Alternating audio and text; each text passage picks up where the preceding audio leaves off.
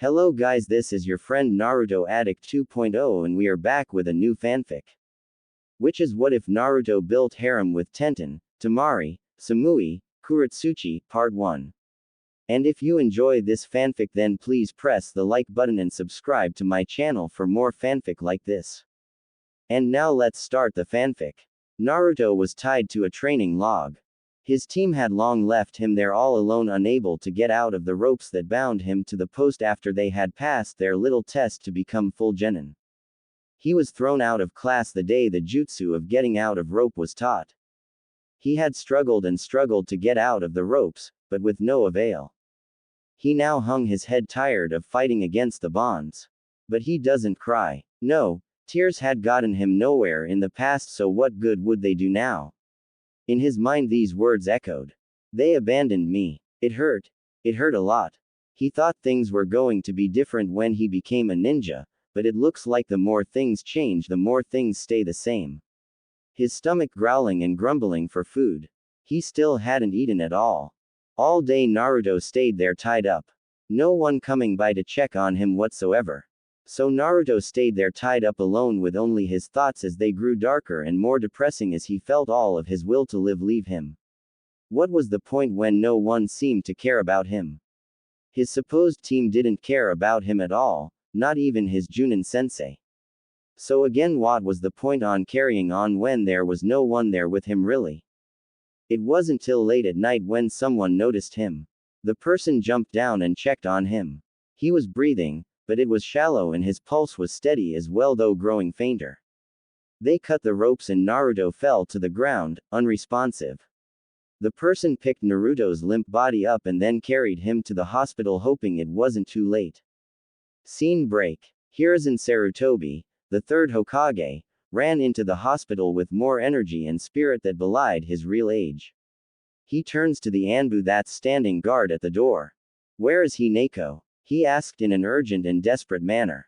"He's resting, Lord Hokage, but," Neko said, trailing off at the end. "But what is it, Neko?" Hiruzen asked urgently.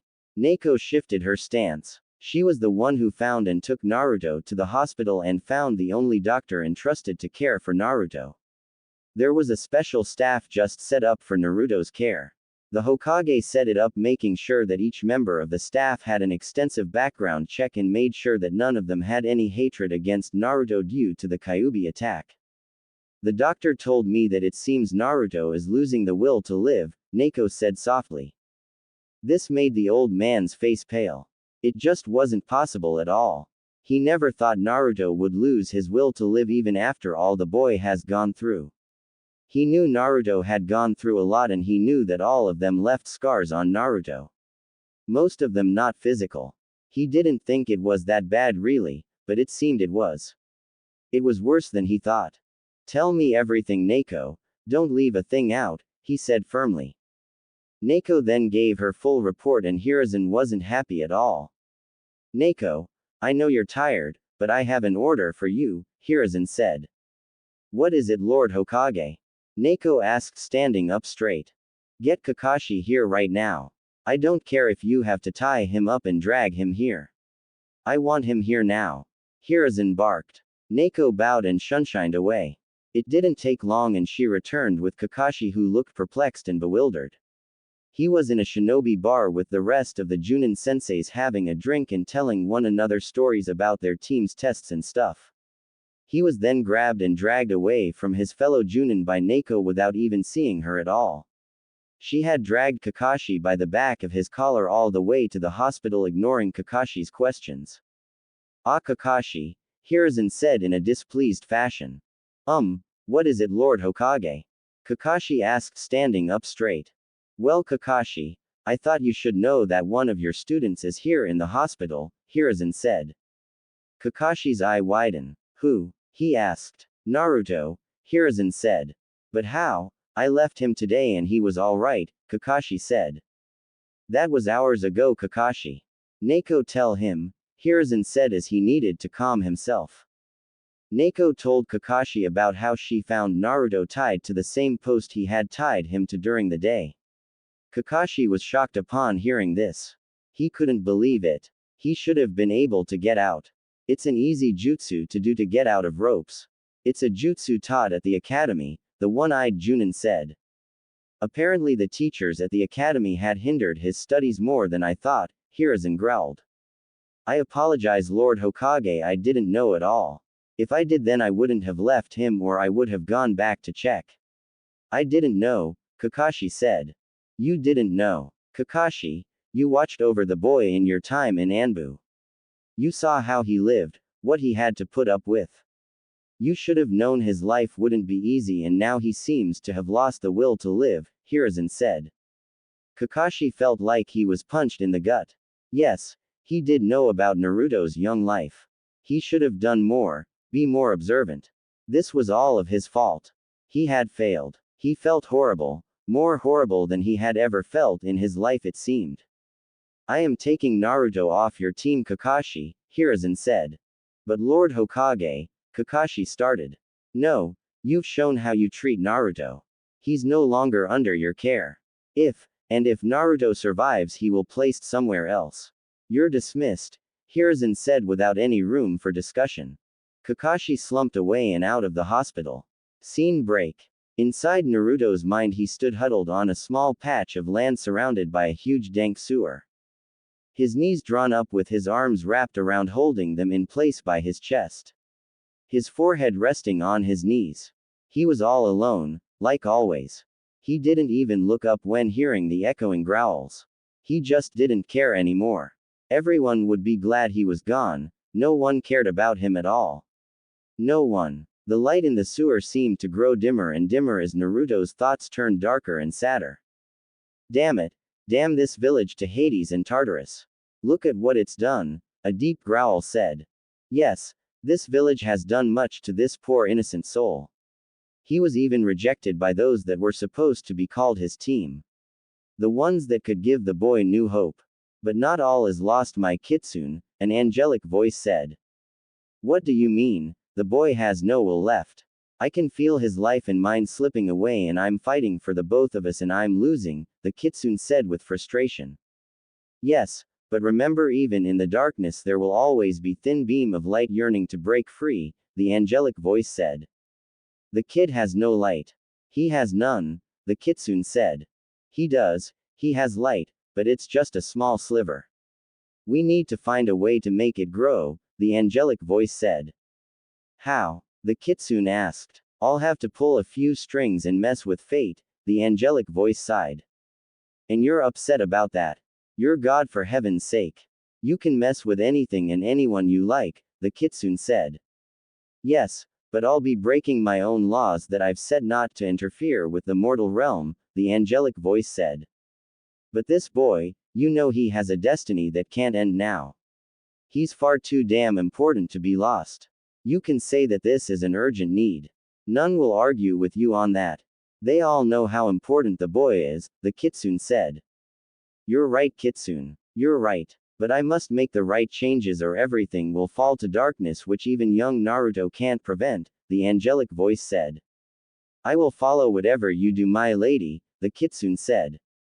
Then let's change things kitsune. Hopefully for the better, the angelic voice said. Scene break. In a certain part of Konoha as well as in other villages there was a glow from specific beds. All of them now had their lives, their fates changed forever. Scene break. Naruto was still huddled on his little island when he heard a voice. Hey, are you alright? Naruto didn't answer. He then felt a hand touch his shoulder gently shaking him. He slowly moved his head up and saw a girl wearing PJs with assortment of weapons on them. She had long brown hair and brown eyes that showed genuine concern. Something that was new for Naruto to see in a person. He had never seen anyone direct great concern to him. Who are you? Naruto asked in a despondent monotone voice. My name is Tenten, what's your name and where are we? The girl asked as she looked around her dark surroundings. I'm not sure where we are, but my name is Naruto, Naruto said despondently not even caring to look around. This isn't a cool place. Tenten and Naruto turned and saw a blonde girl walking to them. She was wearing PJs in the color of dark blue also and they didn't help to hide her nicely endowed chest. She had shoulder-length blonde hair and ice-cold blue eyes. Hi, who are you? Tenten asked. The blonde girl looked at Naruto and Tenten, eyeing them like they might be a possible threat. Seeing as they were not, she relaxed just a smidge. My name is Samui, and your names are? She asked. Tenten and Naruto gave their names and Samui walked closer to them just so she could be on dry land, which seemed to have expanded from the very small island to a little bigger one to fit the three. Though the three of them didn't seem to notice this at all. I knew I shouldn't have eaten Konkuro's cooking. Now I am having this weird dream, a dirty blonde girl said. The three on the island turned to see the new arrival. She had dirty blonde hair and teal-green eyes. Her PJs consisted of a tank top and shorts in a tan color and both made of light material. Okay, who are you guys? I've never seen you in any of my dreams before. The girl asked. I'm not sure this is a dream, but my name is Tenten, Tenten said. Naruto and Samui introduced themselves and the new girl introduced herself as Temari. She then joined them on the patch of land that once again grew enough for her to stand there and not been cramped together with the others. So why are we here, and where is here? Temari asked looking around. All shall be revealed soon, just 2 more to go, a voice said. Who said that? Show yourself. Samui asked as she tried to pinpoint where the voice's origin. Temari and Tenten followed Samui's example trying to search for the source of the voice. Naruto though didn't seem to really care. I shall reveal myself when you're all united, but 2 must still join, and they will be here, soon, the voice said. It didn't take long for another girl to show. She looked a bit crabby. She had short dark hair and pink pupil-less eyes. Her PJs had rocks on them. Who are you and where am I? She demanded. We're not sure on the where part really, Temari said. After they introduced themselves and found the new girl's name was Kuretsuchi. She joined them on the island and again the island grew larger to accommodate the new addition. Next the last girl joined them. She had long dark hair and blackish brown eyes. She asked the usual, where am I and who are you, questions then introductions were made. The girl, whose name is Haku, joined the others on the island. Once on the island it seemed the light in the area increased to reveal where they were. A sewer? How'd the heck we wind up in a sewer of all places? Kuretsuchi asked shocked and a bit appalled. That's it. I'm not eating any more of Konkuro's cooking no matter what he says, Temari groaned. This isn't a real sewer, but a mindscape my children. It's a physical projection of a mind, the voice said. Okay. Who are you? The last 2 are here so show yourself, Samui asked as she once again tried to pinpoint the voice. Samui wasn't the only one to try to find the origin of the voice. Kuretsuchi scanned the dank space as did Haku, Temari and Tenten. They all were facing outwards keeping their backs as close as they could to one another. Naruto was the only one not being vigilant. Soon a bright light flashed upon them and they had to shield their eyes.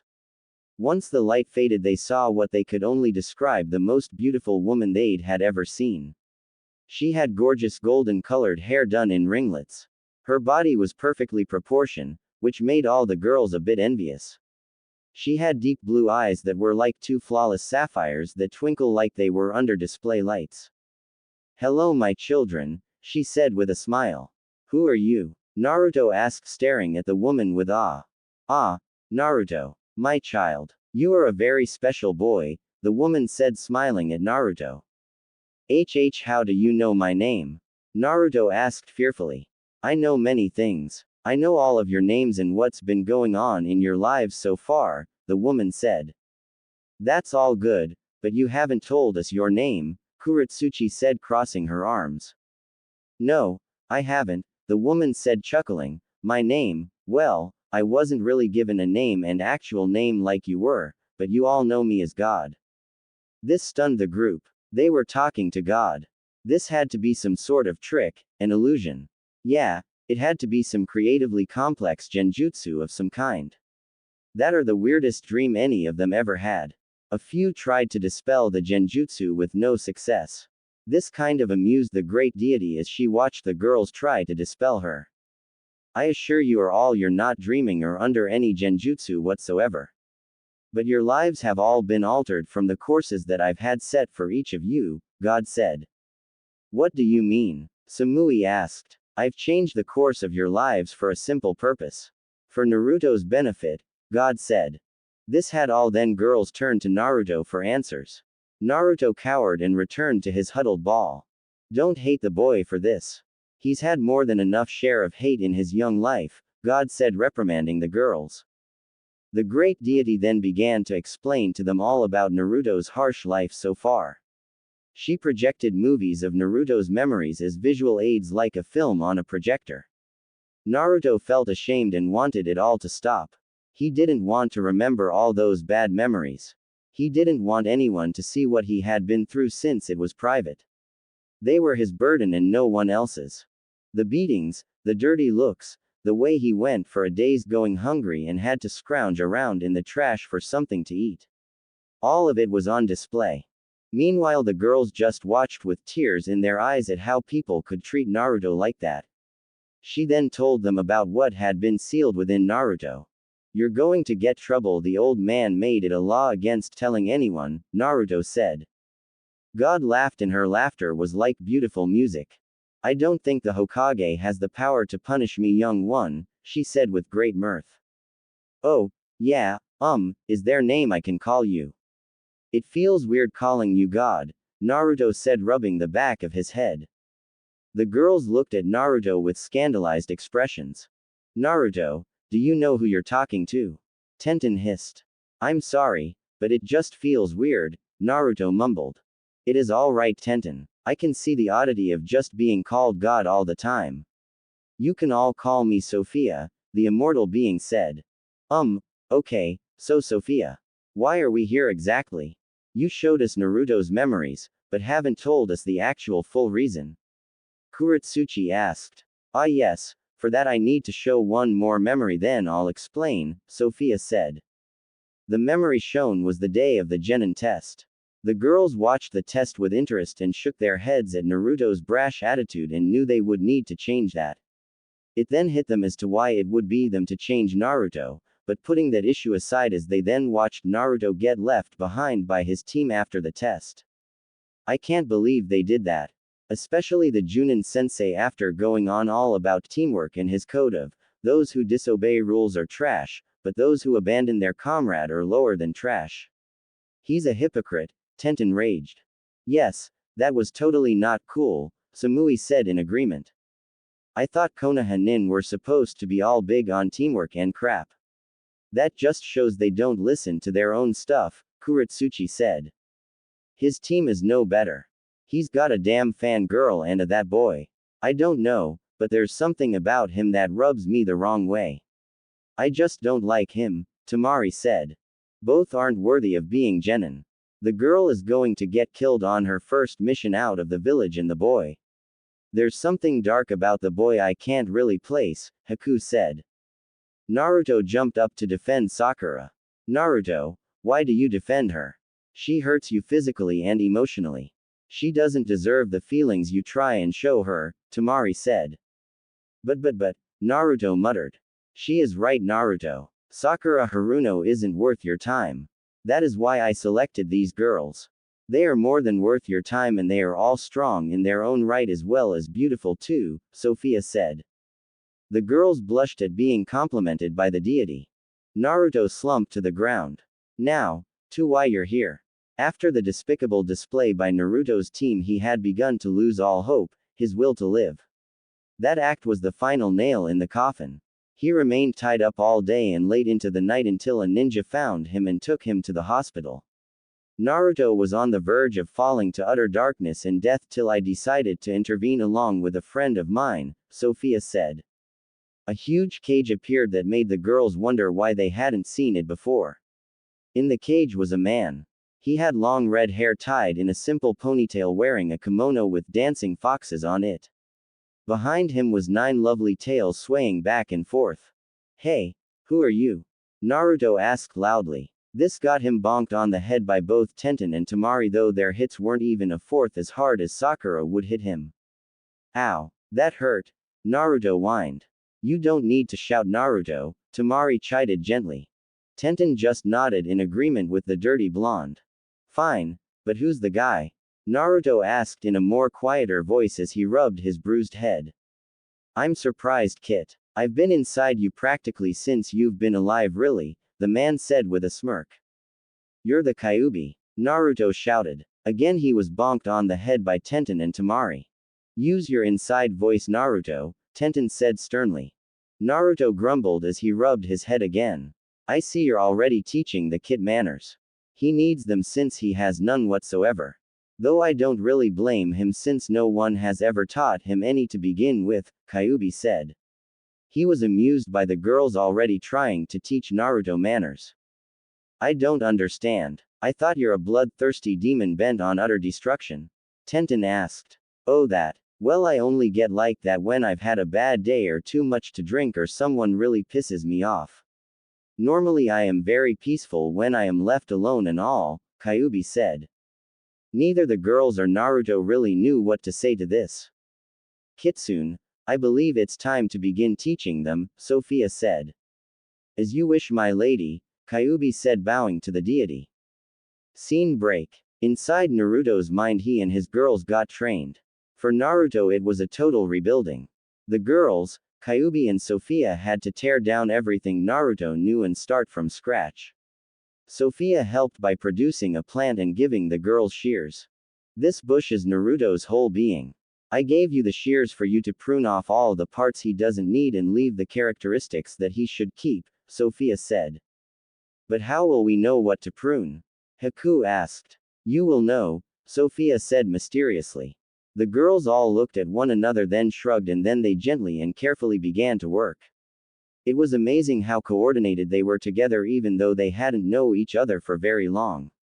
But deep inside they just felt they had known one another for a long time. It was hard to explain. This was Sophia's doing. She jump-started the sense of camaraderie between the girls. It was just a jump start, the rest was up to them. The girls clipped off Naruto's brash nature. His stubbornness though kept enough so he wouldn't give up when he faced a challenge. They pruned down his hyper-personality and also love for ramen. They kept Naruto's great loyal nature though pruned it back a little so it wouldn't hinder him. His cunning mind that he got from doing pranks as well as thinking on the fly was kept. They kept going, making sure Naruto would be better for it. Once done, the girls stepped away and the plant disappeared and Naruto, who was asleep for the whole thing, awoke. Oh, man, he grumbled. How do you feel, Naruto? Haku asked. Weird. Like I am new though I remember how I used to be, Naruto said with a frown. That's good, now we have a clean slate to work with, Sophia said.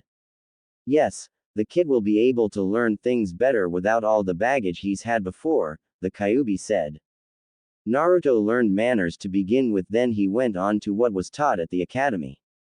Kyuubi played the role of instructor for this and Naruto actually listened since most of his bad habits had been snipped away. Though he still got bored since he really wasn't one for lessons that involved sitting, reading and listening. He was more of a person of action.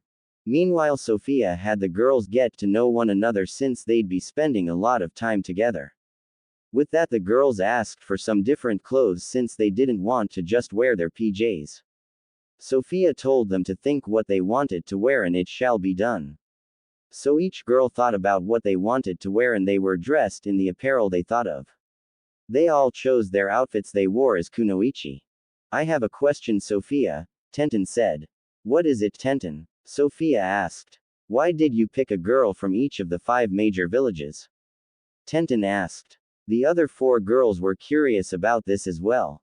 I wanted Naruto to have a piece of each of the villages, and when I looked through each village looking for possible candidates, I found you 5 were the best in my opinion, Sophia said.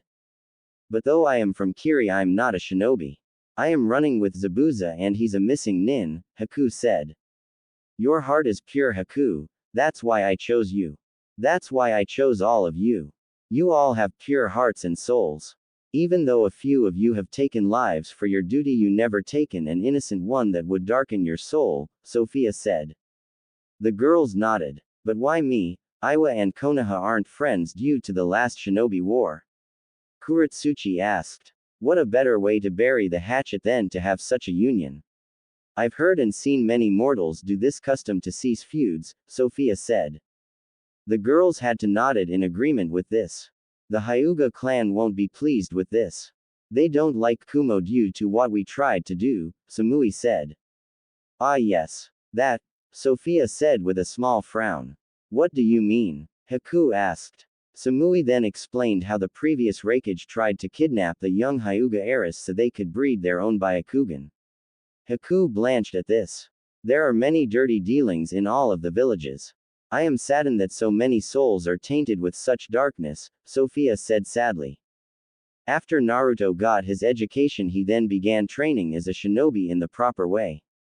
Kyuubi taught Naruto the Kitsune-style taijutsu since it worked well for Naruto's fighting. It dealt quick hard blows and at times used sneak attacks on opponents. Naruto also learned many ninjutsu since he had the chakra reserves to do many powerful jutsu without getting worn out. Kyuubi of course had to keep warning Naruto not to overdo it. Naruto had no use for genjutsu, but Kyuubi found a way to around that. He just had Naruto become sensitive to the illusion-based jutsu so he could spot it and dispel it if needed. What also happened was a part of Naruto's brain was awakened. The part where he was talented in fuinjutsu. Now Kyuubi knew this was gift that Naruto had inherited from both of his parents. So Naruto got to work learning all the fuinjutsu he could. Sophia provided the scrolls on the topic and Naruto became quite skilled in it. He could now rival a seal master. During that time the girls were included into the training. They worked with the skills they had and expanded. Kyuubi provided an excellent source since he had been around so long he could help each girl out. Sophia also sought to expand all the girls' chakra reserves since she knew they'd need to be stronger. The girls wanted to not only get stronger for themselves, but to get stronger so they could help Naruto and each other. They didn't want to be helpless. They all cared for the blonde very much after spending so much time with him. They just couldn't help not to. And with that the girls opened up to Naruto more and more. Sophia saw this all and smiled since she knew the future was looking brighter and brighter for them all. She just hoped it was enough though. She may be the one true god, but there are wrinkles in the future that even she could never foresee. So she and the Kyuubi prepared them as much as they could. Temari had perfected her wind jutsu.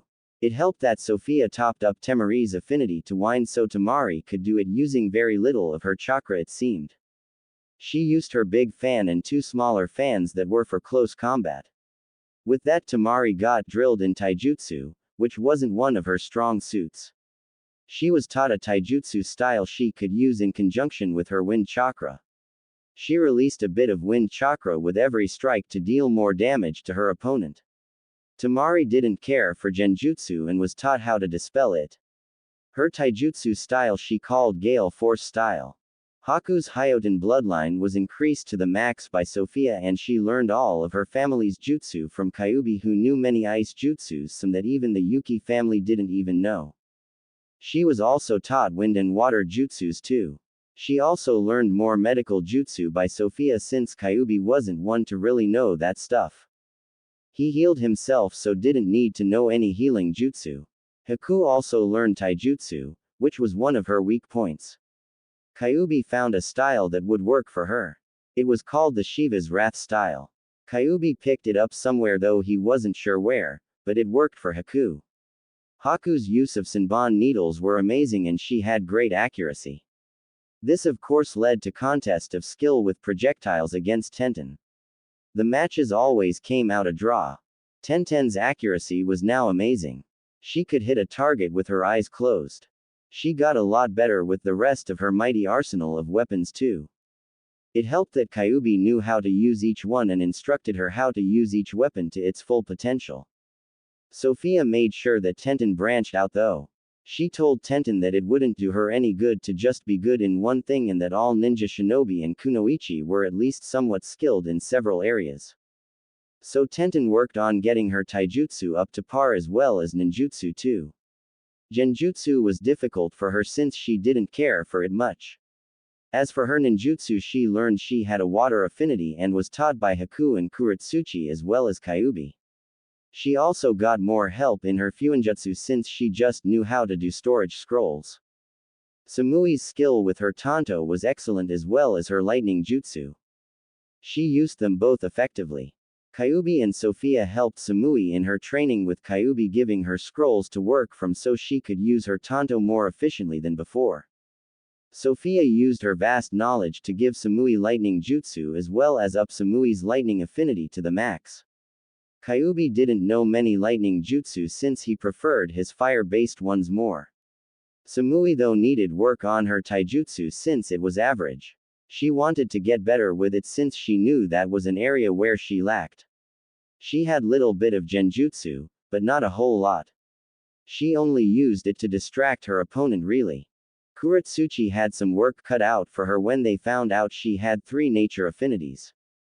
Water, fire and earth, which Sophia up to the max. Sophia helped Kuretsuchi to combine them into lava release, a rare type to have. Kyuubi got to work in helping Kuretsuchi in her taijutsu and she excelled in that along with her ninjutsu training. Another thing they had to work on was her attitude since she could get overly cocky and to not look down on certain shinobi because of their jobs. Curb it a bit, but otherwise she was fine the way she was. Her anger and distrust over Naruto being a leaf nin was gone and she had accepted him. All 5 girls trained and sparred against one another as well as against Naruto to get better as well as build camaraderie with one another. Kyuubi also sparred with them all to help them gauge where their level was. They got closer to each other as they worked together. What they found was that inside Naruto's mind they didn't need any sleep or food. So this increased their training many times since they didn't need their basic needs. Naruto and his girls as he was now calling them grew together more and more as time passed. They were now very close to each other. When they all had a break an important question was brought up. How long have we been here? Samui asked. Good question. It feels like we've been here forever, Kuretsuchi said. Ah yes, but time is relative, Kyuubi said. What's that supposed to mean? Temari asked. It means that in here time doesn't exist. I have stopped time for you all in here, Sophia said. But where are we exactly? You never actually told us where we are, Tenten asked. She's right. We never found out where we are. Just that we're in a mindscape that looks like a sewer, Kuretsuchi said. Oh, I didn't tell you where you all are. I thought I did, Sophia said as the immortal being scratched her head. The girls and Naruto shook their heads. Very well. You're in Naruto's mind, Sophia said. What? The girls shouted. Yes, this is Naruto's mindscape, Sophia said. The girls couldn't believe this was Naruto's mindscape. They looked to the boy for an answer, but he couldn't provide any. Let me be the one to answer that since Naruto doesn't a clue, Kyuubi said. The girls turned to Kyuubi. Due to Naruto's unpleasant childhood he never had a supply of good memories and thus his mindscape turned into a sewer to show how his life is. Remember your mindscape can be whatever you want it to be, and since Naruto's life has been mostly crappy it turned into a sewer, Kyuubi said. The girls nodded in understanding then got back to training. Scene break. Once training was finished Sophia and Kyuubi stood in front of their charges. I must say that you've done all you've been asked to do and I am very proud of all of you, Sophia said smiling at them all. Yeah, you never backed down from anything we threw at you, Kyuubi said. Now for some final things. Naruto, we know who your parents are and now that you've been trained enough we feel that you're strong enough to know who they are, Sophia said. Naruto stiffened hearing this. He had wanted to know who his parents are, but Sophia and Kyuubi never told him. Telling him he wasn't ready yet. But it seemed like he was. He felt his girls gather around him, to support and comfort him. Your father was the guy who sealed me within you. Minato Namikaze, the 4th Hokage.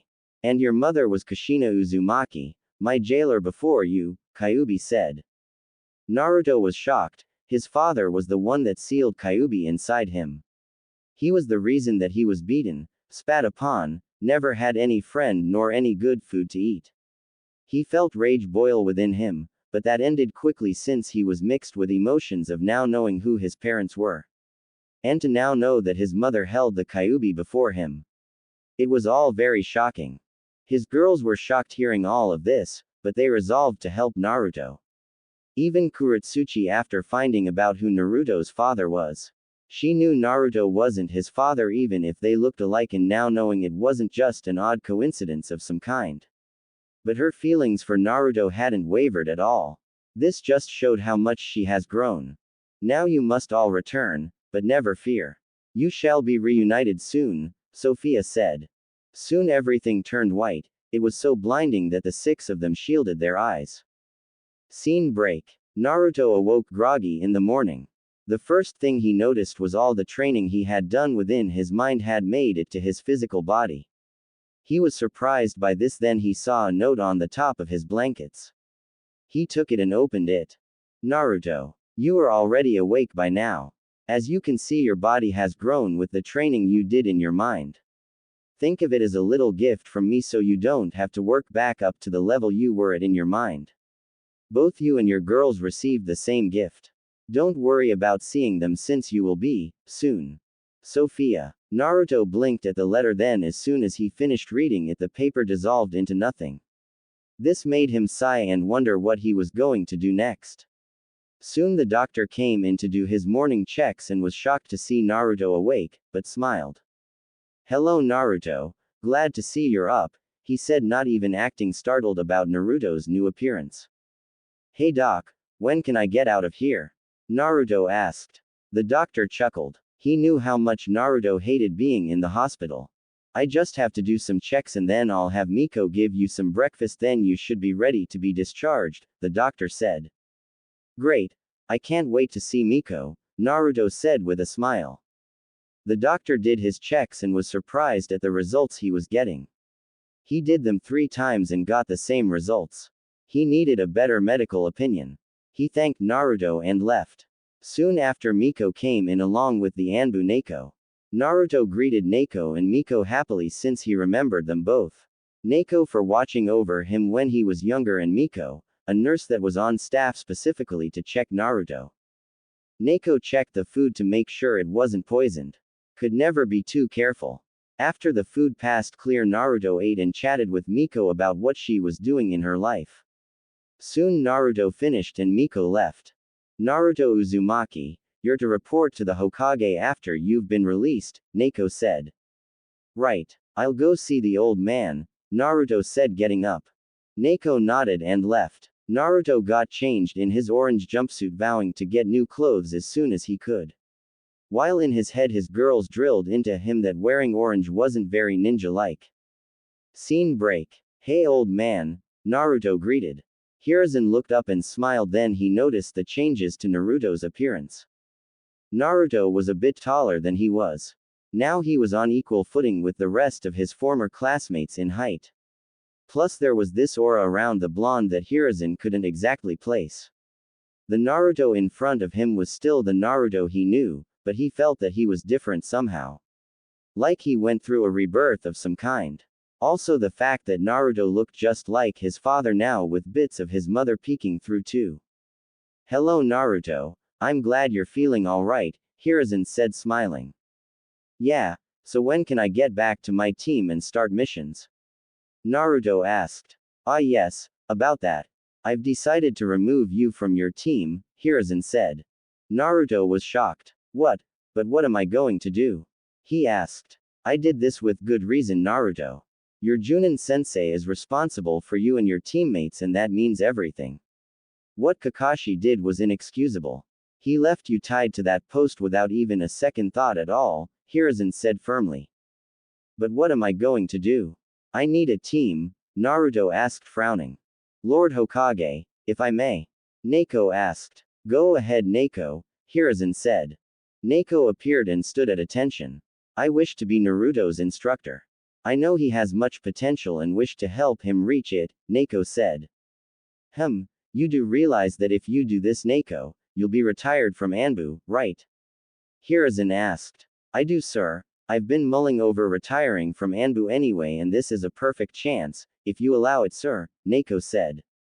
Very well. Remove your mask and introduce yourself to your new student, Hiruzen said. Neko nodded and removed her mask. Naruto stared at the beautiful woman in front of him. She had brown eyes with purple hair. She smiled at Naruto. My name is Yugao Azuki, your new Junin instructor, Yugao said. Name is Naruto Uzumaki, Naruto said grinning. Naruto, you may leave while I discuss with Yugao your training, Hiruzen said. Naruto nodded and left. Lord Hokage, Yugao asked. Yugao, you're taking on a big responsibility. I am very proud of you, though I'll miss you as an Anbu.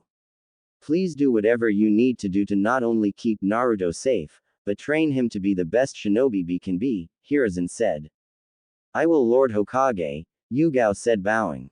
Before she could leave, a scroll appeared on Hiruzen's desk and he picked it up and opened it, read it.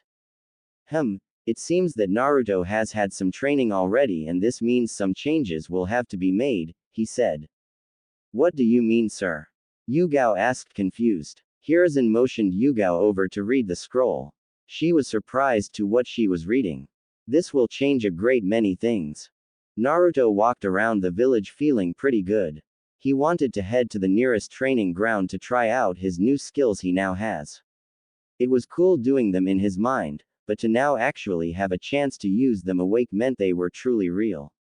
Like the old saying goes, seeing is believing. But before he could even go to a training ground, he walked into his old team. What are you doing here, loser? Sasuke asked coldly. Nice to see you too, Naruto said coolly. Naruto, idiot, watch where you're walking, you nearly bumped in Sasuke. Sakura screamed. Huh, you say something? Naruto asked in Kakashi-esque style. This made Sakura angry and she went to punch Naruto, but her fist was stopped by Kakashi. Now Sakura, you can't harm a fellow Konoha shinobi outside of a sparring match unless you want to face punishment, Kakashi said gently, but sternly. But Kakashi-sensei, Sakura whined. Kakashi just gave her a stern look and she went quiet. Hey Kakashi, Naruto greeted neutrally. Hello Naruto, how are you?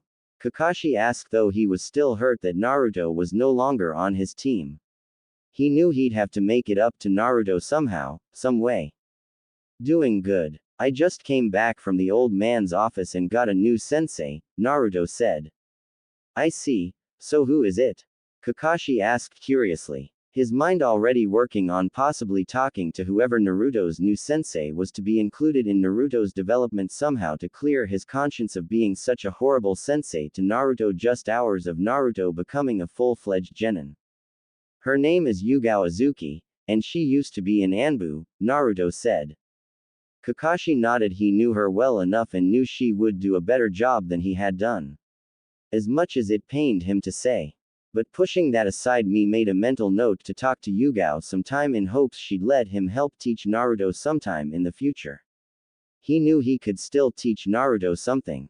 Not knowing of the training Naruto had gotten in his mind by Sophia and Kitsune. Sasuke got angry. How come this loser gets his own sensei? I am an Uchiha, I should have my very own sensei and not be on a team since it will only drag me down, the Uchiha stated. Sakura winced at this. Because the Hokage handles all team assignments and he took me off your team and I got a new sensei. Now if you excuse me, I need to go train, Naruto said.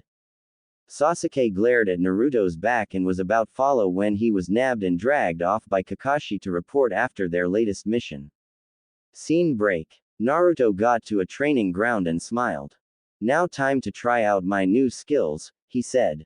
Yes, I'd like to see what my new student knows, Yugao said as she appeared from out of nowhere it seemed.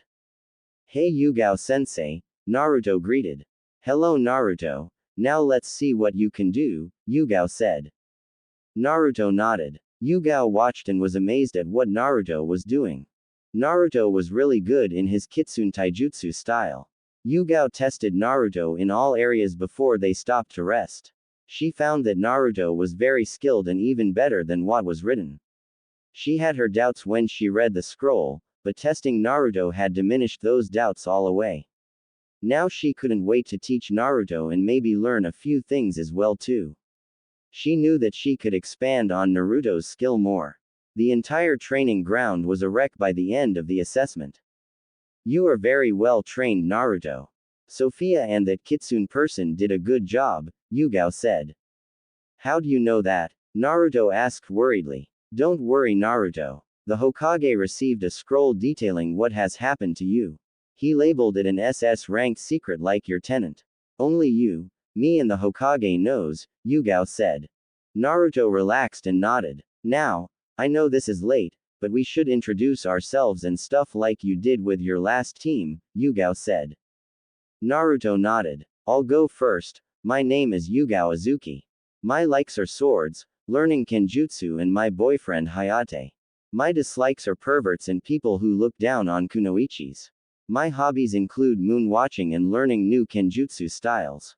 My dreams are to be a kenjutsu master and open my own dojo, Yugao said. My name is Naruto Uzumaki. My likes are ramen, learning new things, and my precious people.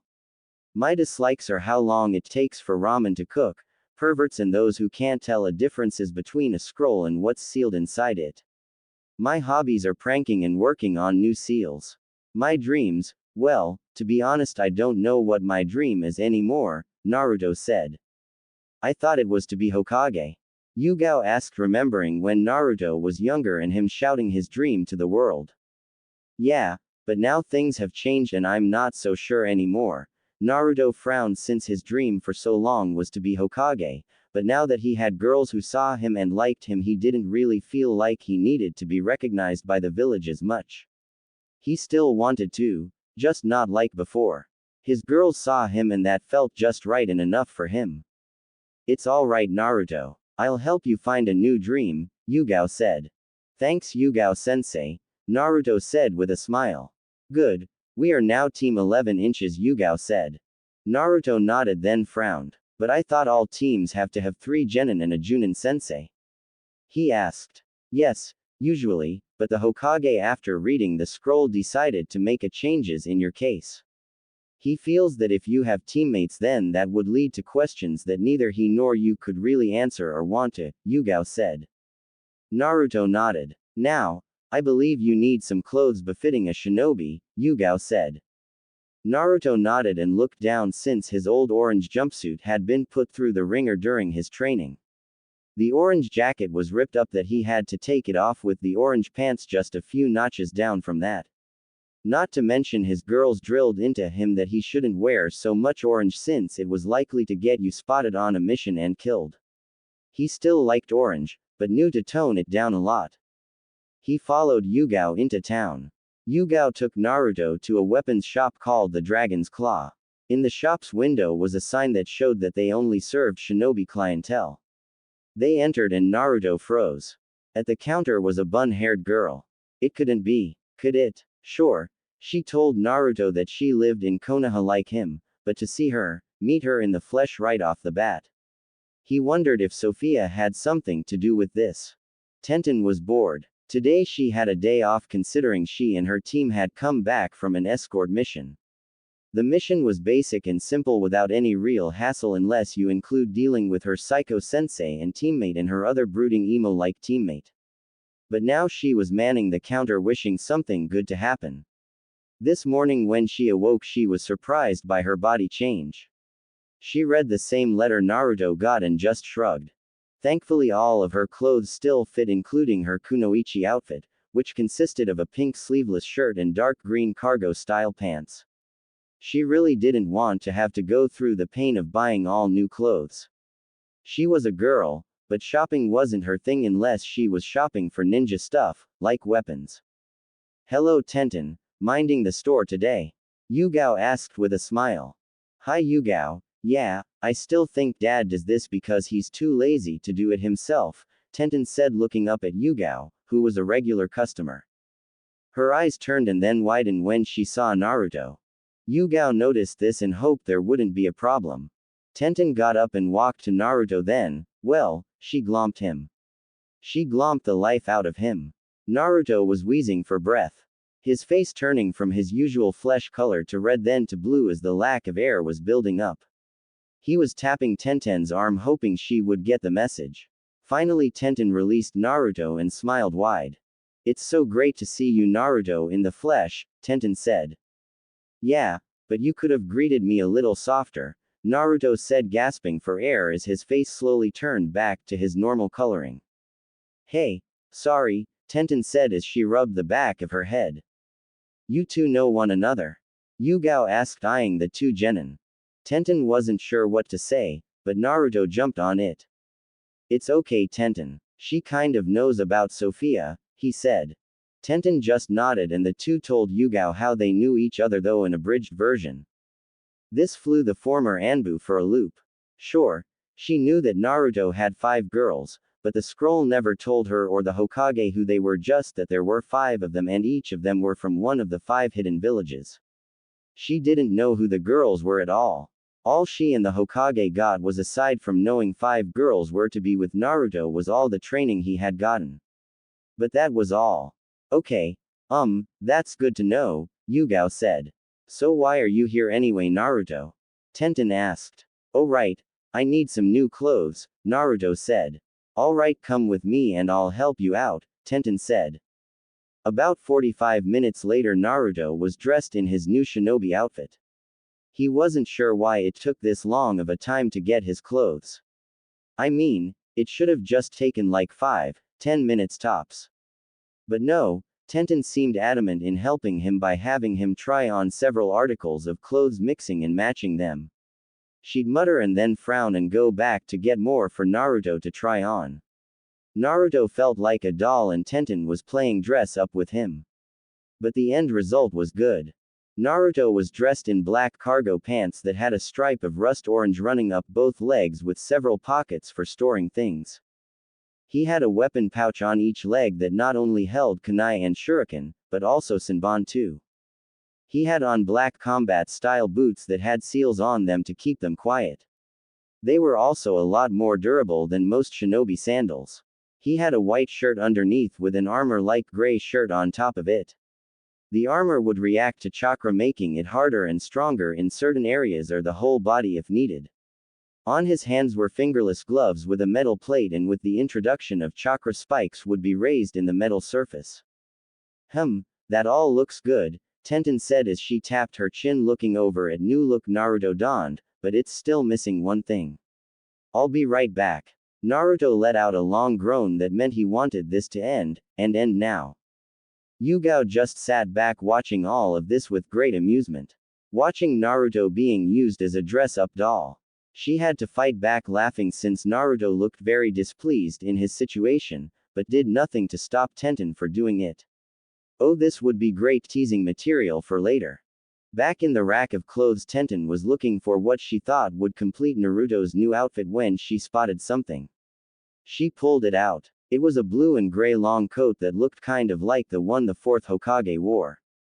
Though very different. The coat was a royal blue with a gray interior and gray along the hem like waves. I don't remember stocking this, and I know Dad never ordered anything like this, since this looks like a custom job. Not something off the rack. This had to be Sophia's work, the weapons mistress thought. She took the item and headed back. Here, this should finish off the look, she placed the coat on Naruto. Naruto then looked himself in the mirror and then turned around to see the back of the coat. He was shocked at what he saw. The image on the back was a 9-tailed fox with its 9 tails flaring out in an impressive manner.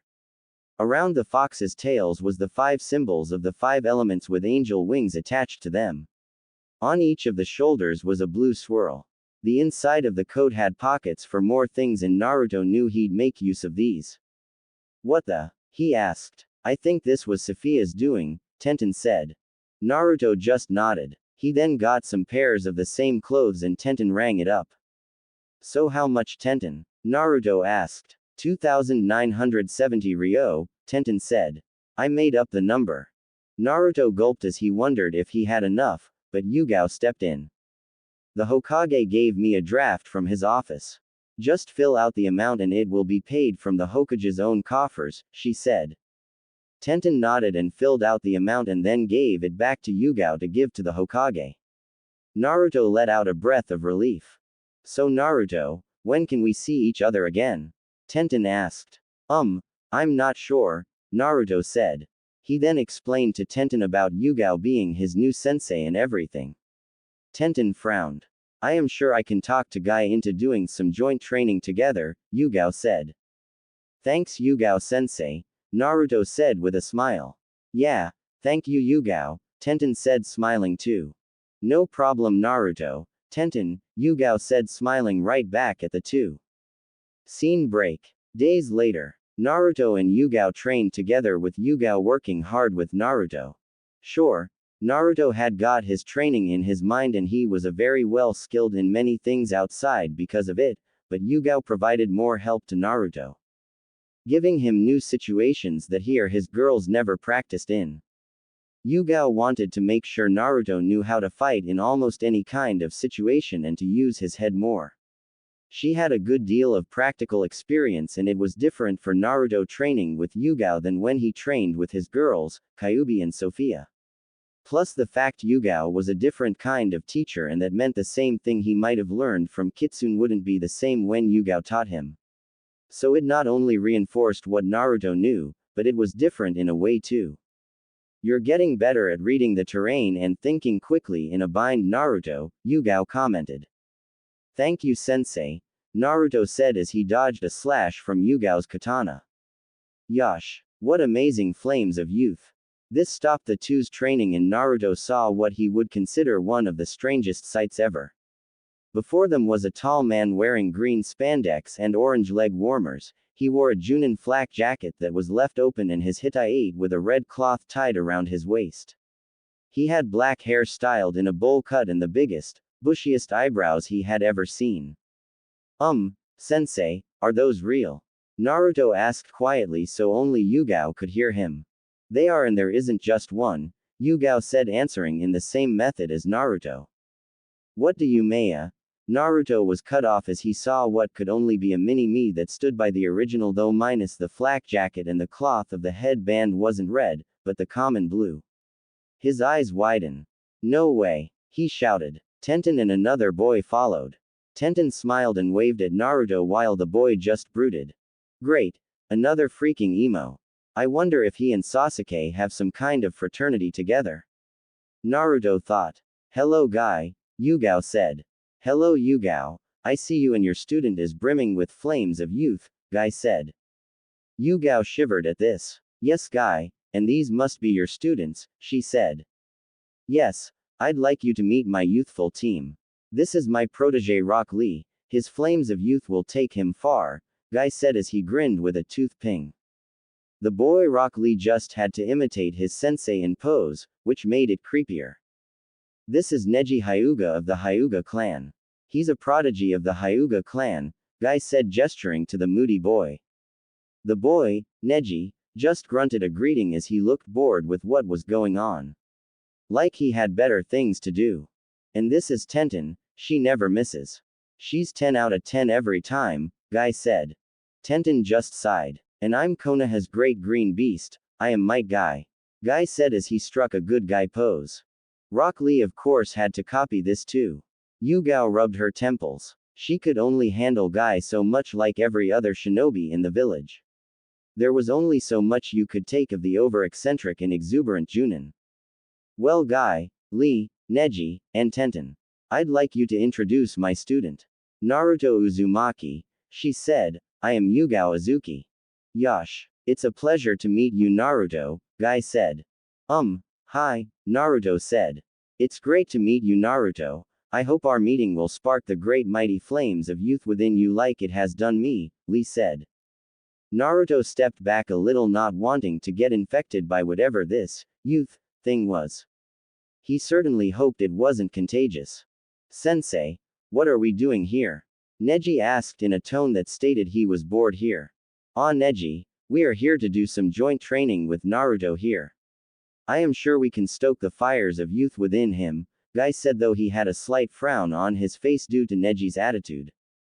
Neji eyed Naruto. It doesn't matter. His fate will be the same, he said in a matter-of-fact tone. Guy now frowned at this. What did you say bastard? Come and say that to my face, Naruto growled. Neji ignored Naruto. You're just like that emo Sasuke. You've got a huge freaking rod up your butt, Naruto said. Tenten's eyes widened and had to bit back the laughter bubbling within her. That wasn't very youthful to say, Naruto, Guy said with a displeased look on his face. I call them as I see them, Guy. He's a part of the emo fraternity where all they do is bitch and whine about their own pathetic little lives and cut themselves since they have nothing better to do. Bet they even play with each other since they're probably gay, Naruto said. Tenten couldn't hold back anymore and she fell on her back laughing and rolling on the ground. Yugao held her laughter back better than Tenten, but had an amused smile on her face. Guy muttered about the unyouthfulness of it all while Lee was confused. Neji looked pissed. He activated his Byakugan trying to intimidate Naruto. It didn't work. So that got a reaction out of you, Naruto said idly. Neji charged forward. Naruto dodged the initial attack. Guy looked ready to stop it, but Yugao held him back. Let it go this time, Guy. We'll make sure it doesn't go overboard, she said. She kind of wanted to see how Naruto fought against another genin with a year more experience. It would give Naruto much needed knowledge and experience. Guy just nodded though had his doubts this would end well. Tenten watched since she had seen Naruto spar as well as sparred with him when she and the other girls were in his head, but seeing it for real was quite different and especially against Neji. Tenten wasn't totally sure who'd win. She knew Neji was good since he was rookie of the year in their class, but Naruto was good and could be sly as a fox in battle. Neji snarled as he kept trying to hit Naruto and he evaded each time. He couldn't land a hit on Naruto at all. No matter how hard he tried. Is that all you got? Fate has determined me to be the winner the same way as fate is determined that you'll always remain in your lowly station you are in, Neji said. People who believe in fate are just pussies hiding behind and running away like cowards from their troubles, Naruto said. You know nothing about me, Neji spat. I know enough that you've probably had a hard life, well, tough shit. You may have had a hard life, but there are others who've had a harder time than you and have done something about it instead of bitch, whine, and complain. They got their shit together and moved on using what they'll learn to get stronger for not only themselves, but those they care about, Naruto said firmly. They kept fighting with Neji never getting a hit on Naruto. Naruto's Kitsune Taijutsu style seemed to be made for evading the Jiyuken. Since the Kitsune Taijutsu style involves not only hard blows and some trickery, it also involved speed in dodging. A fox was quite agile and Naruto had that down. Not to mention that the Jiyuken was so rigid in fighting style it meant it left no room to be flexible at all. That and Naruto was also pissing off Neji, which helped blind the Hyuga even more. Lee was shocked by this as was Guy. Yugao was amazed that Naruto could stand toe-to-toe against Neji. She knew the Hyuga clan liked to toot their horns about their unbeatable taijutsu, but Naruto was doing a good job destroying that belief right now. Tenten was wondering what Naruto had planned. Naruto's plan sprung into action when he twisted his body evading one of Neji's almost lethal Jiyuken strike to th heart. Naruto pulled out a seal from the inside of his coat and slapped it on bridge of Neji's nose and released a bit of chakra to activate the seal. This made Neji freeze in position, making him look like a statue while he was still in striking position. Like that. This is a seal that paralyzes your entire body so you can't move till I remove the seal from you, Naruto said. He then walked to Neji, which made the two Junin on edge wondering what Naruto was going to do. Naruto leaned in and whispered something into Neji's ear, then yanked the seal off Neji, making the Hyuga fall over gasping. I still haven't corrected that bit yet, Naruto said frowning. Naruto's paralysis seal, which worked effectively, had a side effect that Naruto was still trying to work out. The side effect was that after the seal is removed it made all the muscles in the person's body relax and go limp, thus causing the person to collapse in a heap. What did you say to him, Naruto? Yugao asked, walking over to Naruto. Just told him that he's not the only one with a seal, Naruto said. Yugao looked at Naruto with a worried look. I didn't tell him it was me, Naruto said. I need to cut this training short for me to take Neji to the hospital, Guy said. That's alright, Guy, Yugao said. Guy left with Neji with Lee following. Tenten stayed behind after getting permission from Guy. That was a bit reckless, Naruto, Tenten said. I could handle him. I knew his weaknesses was thanks to those lessons Kitsune gave me, Naruto said. Tenten sighed and shook her head. She thought she and the other girls had trimmed enough of Naruto's brash nature, but it seemed that it wasn't enough. Scene break. Yugao helped train Naruto and got him into Kenjutsu. Naruto picked it up fast and this pleased Yugao. Thanks to Kyuubi, who's still under the moniker of Kitsune, gave Naruto and Yugao his personal Kenjutsu style called Kitsune Swift. Naruto worked well with it and was working on how to mix both the Kenjutsu and Taijutsu styles together to be more effective. Yugao even bought Naruto a sword since she knew Naruto showed much promise. The sword was actually what could be called a dual-bladed katana or suba, Kodage's weapon from FF7, AC. That meant there was two blades on one end of the handle. It was a very unique sword since not many of them have ever been made. Naruto's Suba was made of chakra metal and if Naruto pumped chakra into the blades he strengthened them enough to be able to snap his opponent's sword if they got in between his Suba's twin blades. The dual blades could also use his element affinity when he learned it. It also had another special feature with a seal put on the sword. If Naruto put chakra into the seal he could fuse the two blade into one for a few moments. The seal had a timer on it and it would run out and the two blades would separate back to normal. Naruto usually used it in a reverse grip fashion since it felt more comfortable for him, but could easily switch to a main grip and back again. Naruto named it Twin Fox Fang. Yugao had learned Kitsune Swift style though she wasn't as good as Naruto with it. She wanted to learn it since it never hurt to learn a new style as well as she had to learn it to teach Naruto. Yugao had deemed Naruto to be not just a frontline fighter, but also good at stealth and assassinations. She told the Hokage this in her reports and he agreed. Hiruzen was proud how Naruto was growing and becoming the shinobi his parents would be proud of. The boy had amazing skill in stealth given all the pranks he's done and was never caught while he set them up. I mean, no one could sneak into the Hyuga compound and steal all their underwear and then hang it all over the village or put itching powder in all their clothing. And let's not forget when he put colored dye in all the Hyuga's shampoo. The entire clan had a rainbow assortment of colors. It took 3 weeks for the colors to be gone for good. Of course Hinata was the only one not a victim in the Hyuga target pranks.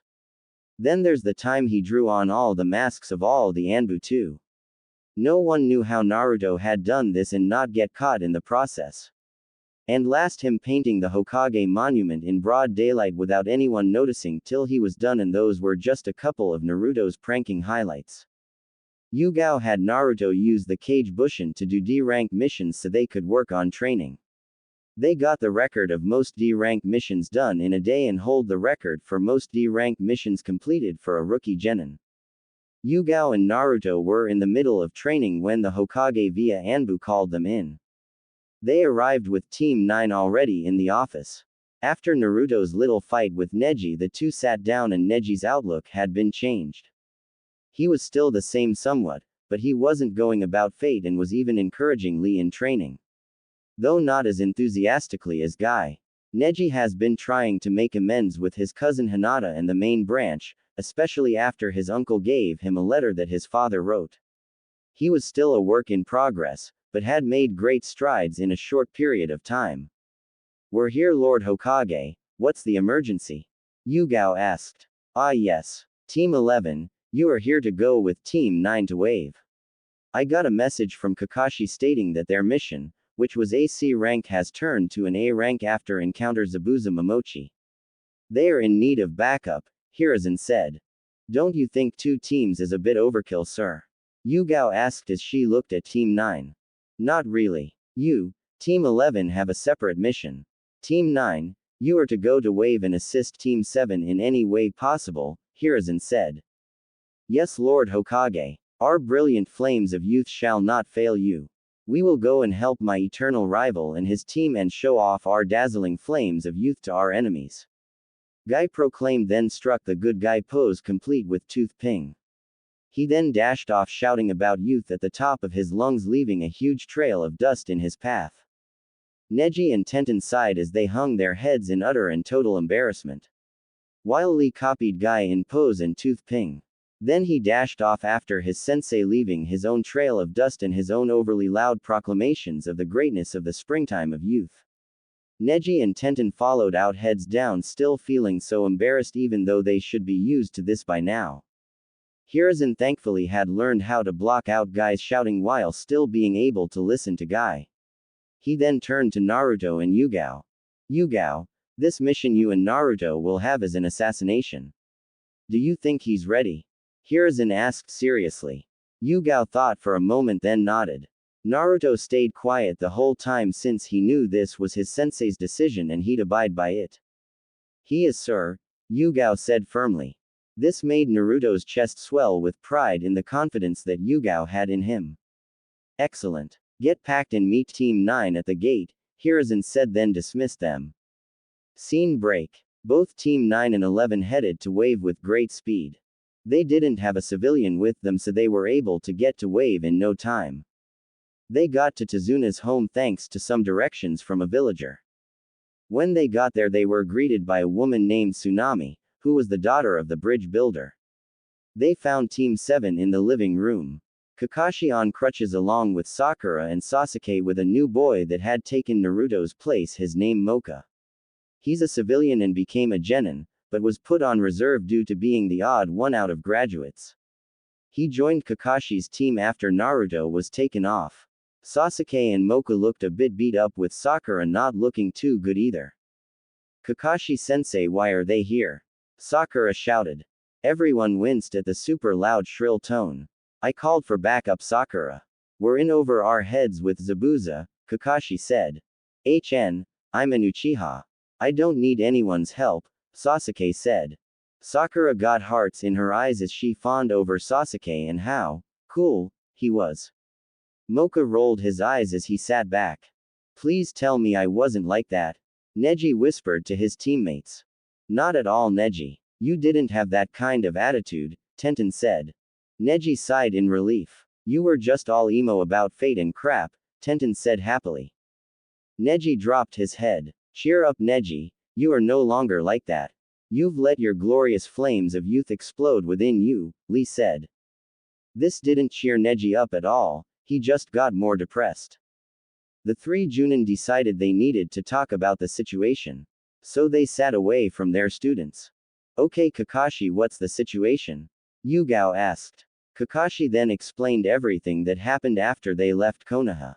Being attacked by the demon brothers should have tipped you off that this wasn't a simple C-rank mission and you were in over your head, Kakashi, Yugao said sternly.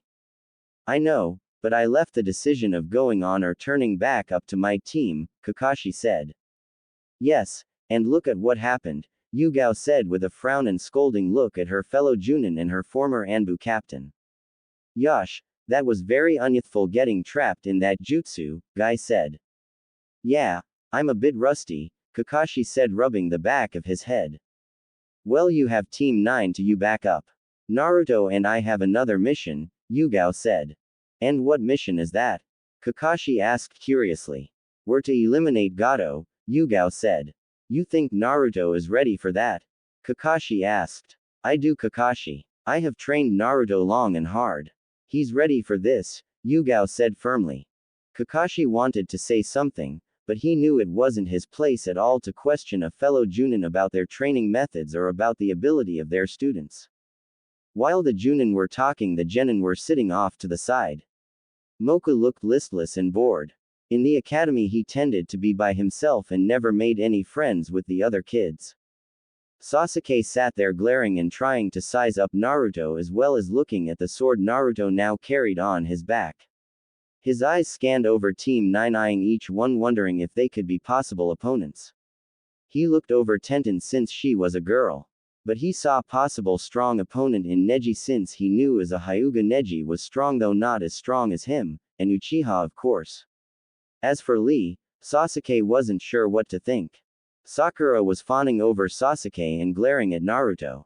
She would then eye Tenten like the girl would move in on her man any second.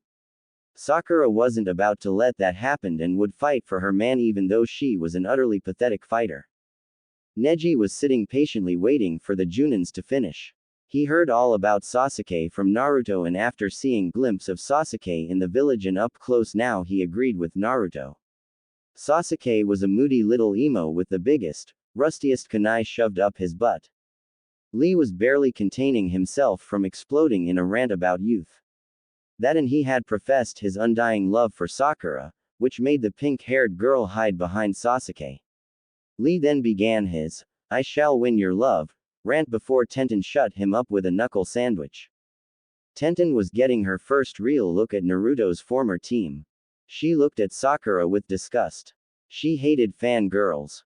They gave kunoichis like herself, who strived to be the best and show that they could be as good as men in the ninja profession, a bad name. She remembered hearing from Naruto how Sakura never trained a day in her life and couldn't wait to see how weak the girl was so she could beat the snot out of her. Then there was the Uchiha, he was strong. Tenten knew that for sure, but she agreed with Naruto that he had no other redeeming qualities at all. Mocha was the wild card since Tenten had no idea about the boy at all. Naruto was sitting back, the relaxed of them all really. He just wanted to get this done with so he could go and take care of his mission with Yugao. Would care to explain why you're glaring at Naruto? Tenten asked Sakura. Naruto idiot is trying to look cooler than Sasuke, Sakura said like she was stating a fact.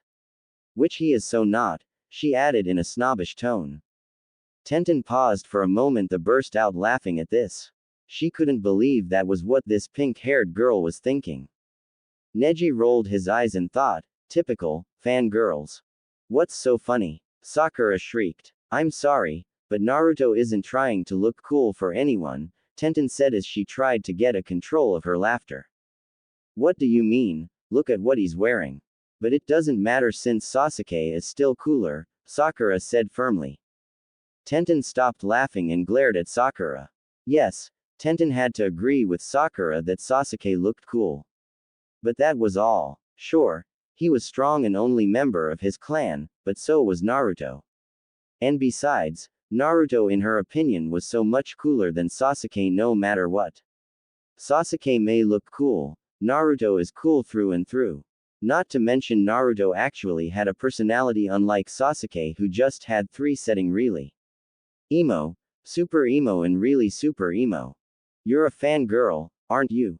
Neji asked. Huh, Sakura said intelligently. I'll take that as a yes. You and your kind are always the first to die. You're a disgrace to all the hard-working and strong kunoichi that had come before you, Neji said. And as for the clothes Naruto is wearing, I helped pick them out since he and his sensei came to my shop. I wasn't trying to make him all cool, just something that wasn't all orange, Tenten said. The loser needs a girl to pick out his clothes, Sasuke snorted. Yeah, he can't even buy his own clothes, Sakura said, backing up her beloved Sasuke. Tenten looked pissed, but Naruto stopped her. They're not worth it, he said. Tenten frowned, but sat back. Soon the Junin broke their meeting and came over. Okay, here's what's going to happen. Team 9 will be helping us watch over the Tazuna while I train my team up, Kakashi said. What about Naruto? Tenten asked. Naruto and I have our own business to take care of. Come Naruto, Yugao said. Naruto got up and said his goodbyes to Team 9 then left. Sasuke glared at Naruto's back. He didn't like that Naruto had his own assignment and he was stuck here. Scene break. Naruto and Yugao made their way away from Tazuna's house and then stopped. Naruto uses many Kage Bushin and have them locate and scout Gato's hideout. Make sure they aren't seen at all, Yugao said. Naruto nodded and performed the jutsu and hundreds of clones appeared. All of you, look for Gato's hideout and when you find it scout around so we know the area. Then dispel so we'll have the information, Yugao commanded. Aye, the clone army said then left. Scene break. Back with Team 7 and 9 they were working out a schedule. Sasuke was pissed that Naruto was out and doing something and he was stuck here. He got up and headed for the door. Sasuke, where are you going? Kakashi asked. I'm going to find out where the loser went, Sasuke said. He's none of our concern. We've got our mission and he has his, Kakashi said. Sasuke growled. He wasn't happy with what little progress he was making while he was sure Naruto was getting stronger each day. He'll have to go to the council when he got to get them to order Kakashi to train him so he could kill his brother. Alright, let's head out to train team, Kakashi said with an eye smile. Scene break. A few days later Naruto and Yugao were at Gado's headquarters. Thanks to Naruto's cage bushin they found it, and after they got there Yugao had Naruto use his clones to map the entire place inside and out. The clones had hanged into mice and surveyed the place inside and out. He has a lot of guards, but none seem to have any experience dealing with shinobi, Naruto said. He's arrogant enough to think the more guards he has the less likely he'll be attacked, Yugao said. What's the plan, sensei? Naruto asked. How many exploding tags do you have on you? Yugao asked, knowing Naruto was skilled in fuinjutsu. Enough to demolish a couple of small towns, Naruto said. Good. I think I found a way to eliminate the guards and cause enough of a distraction to get us inside, Yugao said. Using shadow clones they tagged many of the guards and then set the tags off, causing the guards to explode. It was chaos, and that was what Naruto and Yugao needed. They slipped and then several men stopped Yugao. She took them on. Naruto, go take out the target, she ordered as she fought off her opponents with some ease. Naruto nodded and made it to Gado's office. He got stopped by several low-level mercenaries, but Naruto pulled out Twin Fox Fang and fought them and killing them. His mind was so set on the task that he didn't even notice he killed them. He had one goal, to get to Gado. Gado was running to his panic room, which he had built far away from his office since it didn't match his decor that he had in his office. Naruto caught him and pumping chakra into the seal on Twin Fox Fang, the dual blades combined as one. Naruto swung it and he beheaded the tiny tyrant without much fuss. Naruto saw the blood pool from the now headless body and the fresh stench of death, and he vomited right then and there. The seal released and the fused blade became two once again. Yugao found Naruto sitting by the body white as a sheet, then she saw the vomit by the body. She felt bad that Naruto had to do it, but knew he needed to do it. She had seen Naruto's handiwork as she raced by. The first kill was the hardest and Yugao wanted Naruto to get it over with quickly. It would have been much worse if she held off any longer. She knelt down and placed a hand on his shoulder. She felt him flinch. It's all right, Naruto. You did what you had to do and I don't think any less about you, and I don't think Tenten will either, she said gently. Naruto nodded as he wiped his tears away. After that they got up and ransacked Gado's office for anything. They found several interesting things. Scene break. Naruto and Yugao came back to Tezuna's house and Yugao presented Tezuna with all the account numbers of Gado. Tezuna cried upon receiving this. Sasuke was absolutely angry with this since Naruto had done a mission that would be considered a B or a rank. How come I'm stuck here while that loser gets stronger? I'm an Uchiha and I demand to be trained. I have to get stronger so I can kill my brother. Sasuke shouted. Team 11 and 9 looked at Sasuke with disgust. Lee and Guy muttered about how unyouthful Sasuke was being. Look, Uchiha, you'll get the training that your sensei deems fit to teach you, Yugao said sternly. I'm an Uchiha, this stuff is below me, Sasuke said arrogantly. It's arrogant shinobi like you that are likely to be killed first in battle, Neji said. No one can't beat me, I'm an Uchiha, Sasuke proclaimed. Come Naruto, let's go out and train some more, Yugao said, not wanting to hear any more Uchiha boasting. Naruto nodded, got up. Sensei, may I join Naruto? Tenten asked. Of course Tenten, Guy said. He knew Yugao could help Tenten more than he could since he didn't specialize in weapons at all and Yugao did. But he didn't know of Tenten's training that she had in Naruto's mindscape. Scene break. The confrontation on the bridge would be one no one would forget. Teams 7, 9 and 11 were all there and Zabuza was shocked to see the reception. Haku behind her Hunter Nin mask recognized Naruto. She leapt over and pulled him into a tight hug. Naruto, it's so great to meet you, she said through her Hunter Nin mask. Haku? Naruto asked as he recognized her voice. Haku nodded and pulled off her mask revealing her face. She had a smile on her face as hugged Naruto again, this time with Naruto hugging right back. This was definitely a better greeting than the one Tenten gave him when they first met in person. He wasn't squeezed painfully, it was a nice gentle and firm hug. What's going on? Kakashi asked confused. Sorry Kakashi, but that's something only the Hokage and I are privy to, Yugao said, knowing Naruto had just met another one of his companions it seems. Tenten smiled as she saw Haku for the first time in person. She had to fight the urge to join in on the hug. Since she couldn't reveal how she knew Haku, not yet at least. Haku, what's this? Zabuza asked, looking at his weapon. I'm sorry Zabuza, but I can't hurt Naruto, Haku said. Zabuza saw this and then sighed. He had wanted to make Haku into his weapon, but could never push Haku into doing what he wanted her to do. And over time he grew to care for Haku like a daughter instead of a tool. I release you Haku, go with him, he said with a sigh. Zabuza, Haku asked shocked. Go live your life Haku. I'll be fine, Zabuza said. Haku just nodded as she wiped a tear away. That night after the work on the bridge, Naruto, Tenten and Haku met. It's great to meet you in the flesh, Tenten said. Yeah, me too, Haku said with a smile. They chatted for a while, catching up on what's been going on in their lives since they last saw each other.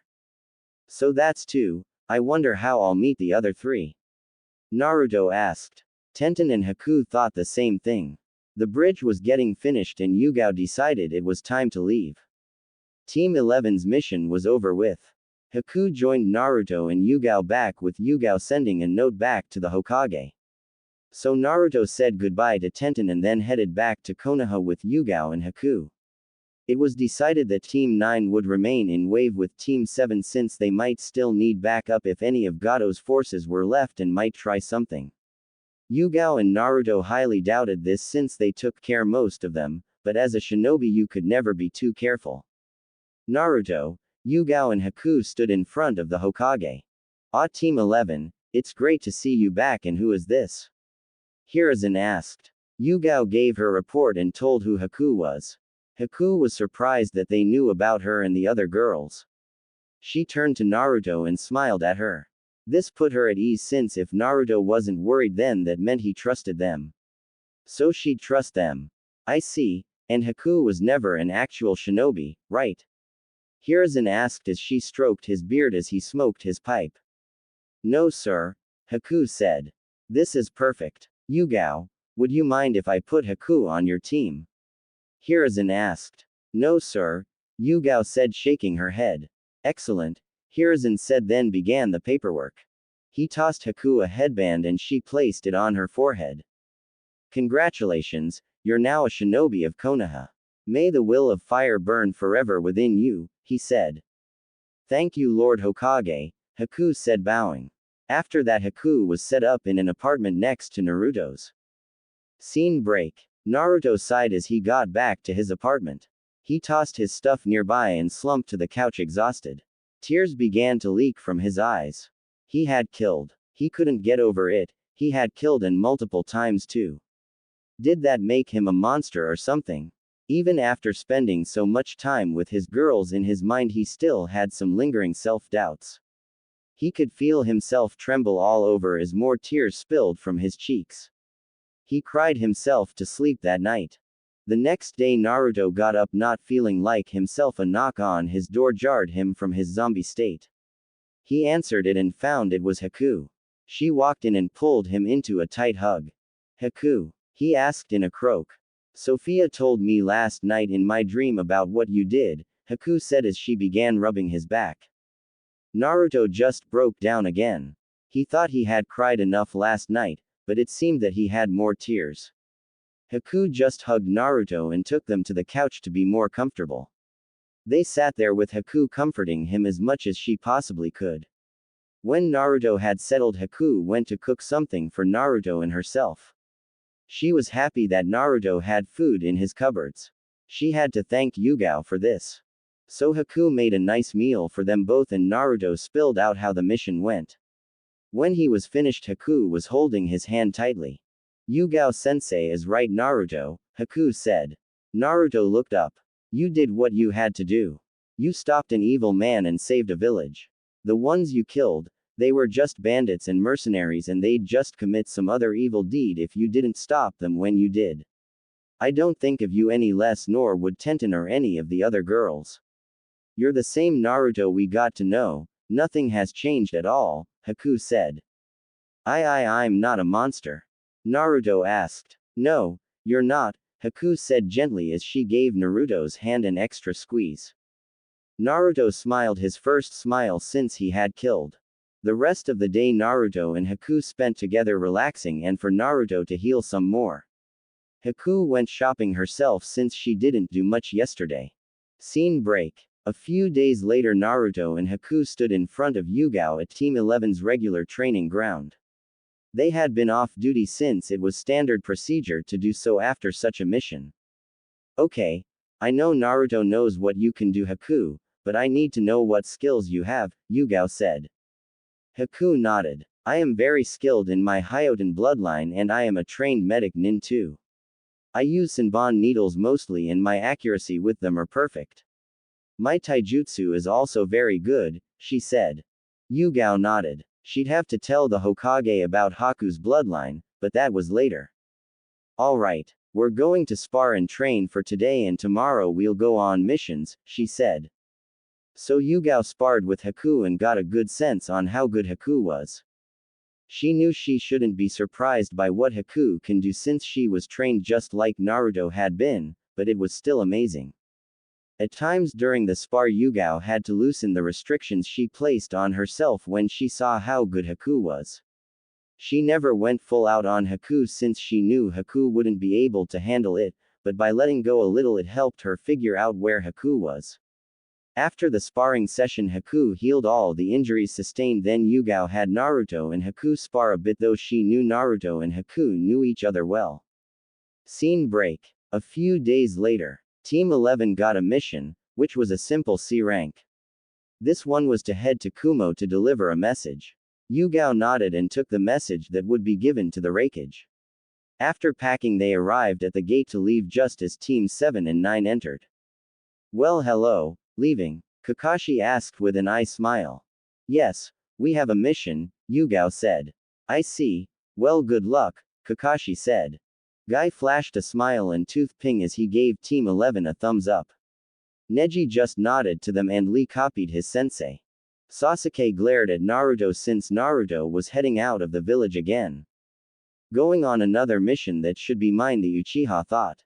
Tenten chatted with Naruto and Haku. Naruto told her that Haku was living right next to him.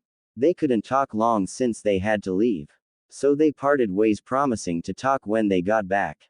Come on team, let's go, Yugao said. Naruto and Haku followed after her. Scene break. Team 11 were making a good pace heading to Kumo. Say Yugao-sensei, how far is Kumo? Naruto asked. It's quite a ways really, it's located in the mountains. But we're making good time, Yugao said. Soon they made camp for the night. Haku was cooking dinner with the wood Naruto had found and Yugao had gathered the water. The meal was nice and simple and then soon it was time for bed. Haku had forgotten to pack her tent and decided to sleep with Naruto. You can have my tent, Haku. I'll sleep out here, Naruto offered. It's alright, Naruto. I think I can trust you with my honor, Haku giggled. Naruto went red and Yugao seeing this was amused. She then said goodnight to her team and headed off to the tree where she'd be keeping watch. Naruto was nervous as heck as he had tried a few more times to let Haku have the tent and he sleep outside. Naruto Uzumaki, get inside the tent this instant, Haku ordered. Yes ma'am, Naruto said obediently. Yugao watched this exchange and smiled as she shook her head in amusement. Oh poor Naruto. He had 3 other girls that were still to come. She wondered how the blonde would handle it all. It would be great fun to watch, she knew that. Scene break. Team 11 arrived in Kumo and were checked in at the gate. Naruto and Haku stood in awe at the mountains and how it seemed to envelop them from almost all sides. Come along, I don't want you two to get lost here, Yugao said as she saw her two students slowing down as they were taking in the sights. Naruto and Haku rushed to catch up to their sensei. They got to the Raikage Tower and was let in. Naruto and Haku's eyes widened when they saw who was in the office. Haku, is that who I think it is? Naruto whispered to Haku. Yes, it is, Haku whispered back. Before the two members of Team 11 was Samui and her team. Ah yes, the Konoha Nin, what do I owe the pleasure? The Raikage asked. We're here to deliver an invitation to the Chunin exams that will be held in Konoha this year, Yugao said as Yugao handed over the scroll. I see, the Raikage said as he took the scroll. Samui turned to see the newcomers and her eyes widen a fraction, but then returned to normal. She then did some hand signs that Naruto and Haku would understand. While in Naruto's mind he and his 5 girls had created their own sign language. So they could talk to one another if needed to without anyone knowing what they were saying. Naruto and Haku caught Samui's message and nodded just slightly to let her know they understood. Samui was relieved seeing that. It will be about a day before I can give you a response. Will that be alright? The Raikage asked. Yugao nodded. Scene break. Yugao gave Naruto and Haku time off to look around though warned them not to get into any kind of trouble. The two headed off to where Samui told them to go. Samui had told them a lot about her life in Kumo and what places she liked. So this led the two to a training ground. It wasn't long for Samui to appear. She had a smile on her face, which was rare for those who really knew her. Hey Samui, Naruto greeted. Hello Naruto, Haku, Samui said then hugged Naruto and then Haku. Hello Samui, Haku said. Soon the three chatted catching up when they last saw each other, which was in Naruto's mind. So Samui, think you'll be in the Chunin exams?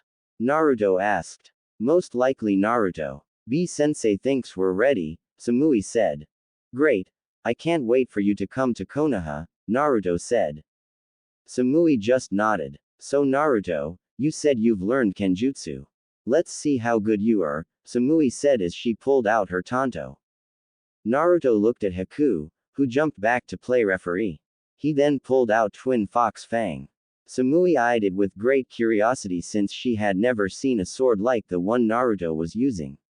Most Kumo nin who took up the sword usually used broadswords, zanbatos, tantos or single-bladed katanas.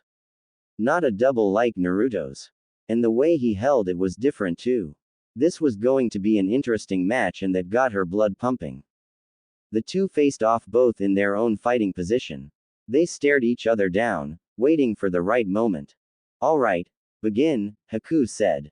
With speed Samui and Naruto raced towards one another, their blades of steel shining in the sun. The sound of clashing steel echoed through the training ground.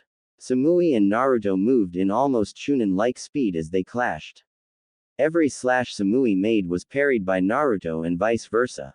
Both weren't giving either an inch though remained cognizant that this was just a spar and weren't out to really hurt the other. It didn't stop them from pushing each other to even higher heights though. Haku watched wide-eyed since she had never seen anything like it. This spar also drew attention. Yugao was watching as well as Samui's team. Yo, it's blonde against blonde, they are so getting it on. A tall dark-skinned shinobi with 8 swords on his back badly wrapped.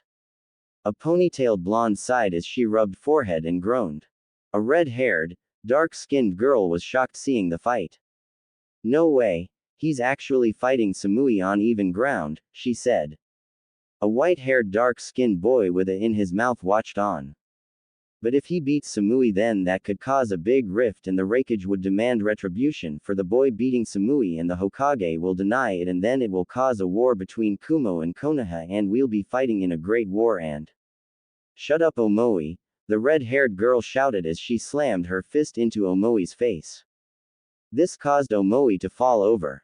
The ponytailed blonde sighed as she saw this and shook her head. Then turned back to the bad rapper, who was writing furiously in a notepad nodding to himself as he hummed a beat or something like it and wondered why she was in between these weirdos. Yugao watched eyeing the girl's technique. She liked what she was seeing. Naruto had come far with his training to be able to fight on the same level as Samui. Though Yugao didn't know Samui's name, she did know that Samui was quite skilled with the tanto she wields. She also didn't know that Samui was one of Naruto's girls and she had the same kind of training in Naruto's mind. Back on the field, Naruto and Samui finally pulled back. They were both breathing heavily. "You are quite good," Samui said. "And you've gotten better," Naruto said. They both smiled at each other as they moved in and clashed blades again. This went on with the sounds of clanging steel echoing. Tenten would have been in heaven hearing this. Finally they jumped back to give each other some distance. "We're evenly matched it seems," Samui said. "It appears that way. Shall we end it?" Naruto asked. "Yes, that sounds good," Samui said. They sheathed their swords and then moved in for a taijutsu match. "What in the world is Samui doing?" "She was doing great with her tanto," the redhead asked. "Not sure," the ponytailed girl said with a shrug. Back to the match, Samui threw a punch with Naruto slapping it away and then tried to kick Samui. Samui jumped away, but Naruto followed her and kept up his assault. Samui felt overwhelmed, but she kept her composure and blocked all attacks as she waited for an opening. She found one and slammed an elbow into Naruto's chest. Naruto threw an uppercut into Samui's gut at the same time. They jumped away from each other panting hard. "Call it a draw," Naruto suggested. "It won't be cool, but yes. A draw," Samui said. She knew she was getting tired and wouldn't be able to last too much longer and knew Naruto still had fuel to burn. Haku called the match and that's when Samui and Naruto noticed the audience they had. Naruto looked embarrassed as he rubbed the back of his head. Hey," he said. "Very eloquent Naruto," Haku said with a roll of her eyes as she was checking over Samui and Naruto for injuries. Yugao walked over to Naruto. "That was well done, Naruto," she said. "Thank you, sensei," Naruto said, bowing. "Yo-yo. That was Titan with so much dynamite, the Kumo nin with the 8 swords wrapped." Naruto asked. Samui sighed as she massaged her temples. "Naruto, Haku, this is my sensei B," she said. "You call me Killer Bee because I float like a butterfly and sting like a killer bee." "Yeah," Kurabi rapped. "These are my 2 teammates Karui and Omoi," Samui said, ignoring her sensei. "How the hell did you fight Samui on such even ground?" Karui demanded. I trained hard," Naruto said. "Yes, but how do you know Samui? That's the question." The ponytailed blonde-haired girl asked. "Who are you?" Naruto asked. "This is Yugito ni," Samui introduced. "Oh, so hi everyone. My name is Naruto Uzumaki," Naruto said with a grin and a wave. "I am Haku," Haku said, bowing. "And I am their Junin sensei Yugao," Yugao said. After that the small crowd had dispersed, but Karui still wanted to know how Naruto was able to fight against Samui and hold his own. She wanted to know because Samui seemed to have grown or something over the months and she was now the best on the team. Not saying she wasn't, but she was a hell of a lot better than before. She knew more and was wiser too. Yugito wanted to know this as well as how Naruto knew Samui, since as far as she knew Samui had never run into Konoha Shinobi at all before. She would have heard about it from Karui and Omoi about it and they looked just as surprised about Naruto.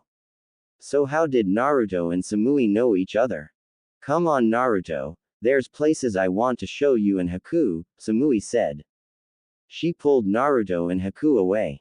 Yugao smiled at this since she had figured out that Samui was one of Naruto's girls and left. Karui was shocked and decided to follow them. In her mind Naruto and Haku had somehow brainwashed Samui.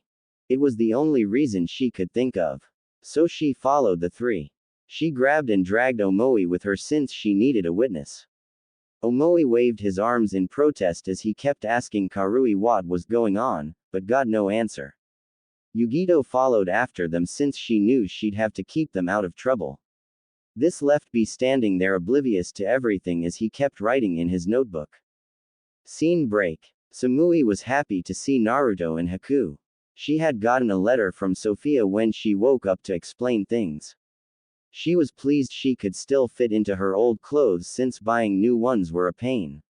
She dodged questions about her excelled performance from her team and soon everything went back to normal, though she knew the questions would come back now with Naruto and Haku showing up. She had no clue when she'd meet Naruto in person, but was pleased it wasn't that long since it wouldn't be very cool if it took a long time at all. And this is the stand I go to most when I am hungry, Samui said. Did they serve ramen? Naruto asked. Haku smacked Naruto in the back of the head. Ow. Haku, why'd you do that? Naruto whined as he rubbed his sore head. I thought we snipped away that ramen addict out of you and your mind. I guess you need a refresher, Haku said. Samui smiled at this and then led them inside to a table. Karui and Omoi were right behind them. So tell me again why we're doing this? Omoi asked. Karui sighed in exasperation. We're doing this because something is wrong with Samui. She isn't acting like she usually is. We need to find out what's going on and see if they've brainwashed her at all, she said. Now that's just dumb, Omoi said. Karui looked at Omoi. What did you just say? She asked. It's dumb. We know Samui, we've known her since the academy. We've been on the same team since graduation. Been on missions with her. If there had been changes in Samui, then we'd have noticed it a long time ago that she had brainwashed in some way, Omoi said. Karui was shocked that Omoi was making sense and not going on with his, what if, ramblings. Yugito, who was shadowing the two, heard Omoi and had to agree, but that still didn't mean that she won't find out how Samui knows this Naruto and Haku. So the three moved into the stand and found seats close by to the trio so they could listen in. Scene break. So what have you all been up to since we saw each other last? Samui asked. Well, I'm off my team. As you can see, I now have a new sensei, Yugao Azuki, Naruto said. Samui nodded. Well, I met Tenten. She works in a weapons shop that I went to with my sensei. She picked out the clothes I am wearing now, Naruto said. Samui nodded and liked what Naruto was wearing. A hell of a lot better than all the orange he wore before. How'd you meet Haku? Samui asked. Scene break. The three eavesdroppers furrowed their brows since they were confused with Samui's questions. They had met before, but how? Karui and Omoi would have definitely remember meeting Naruto and Haku. Yugito was now quite suspicious with this all. And now this girl named Tenten, just what was going on here? Scene break. Well, my sensei and I along with Tenten's team were called on to help another team, my old team, Naruto said. Samui nodded, remembering what Naruto had told her about his team. So anyway, my mission with my sensei was to eliminate the threat. Killed, Naruto said. Samui's eyes showed much concern for Naruto and she took Naruto's hand while Haku took a hold of his other. Naruto looked at both girls and smiled at them with a tearful smile, thanking them both without words. He then told her all about meeting Haku, with Haku telling it from her point of view. I see, this is very interesting and makes me wonder who will be next, Samui said. Scene break. The three eavesdroppers were now really confused as to what was going on and what Samui was talking about. None of this was